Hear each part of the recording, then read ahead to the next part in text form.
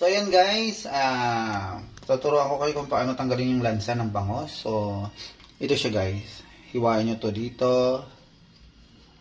Tapos, tatanggalin po natin. Ayan. Ito po yung, ayan, taas pala. Ito po yung, lansa ng bangos. So, ayan, ito. So, tatanggalin natin yan.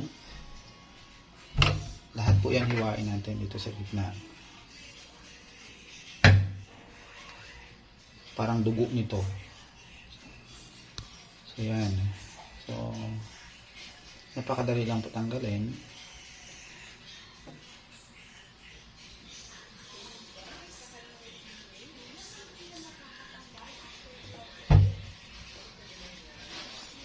So, yan. Hiwain nyo lang po dito.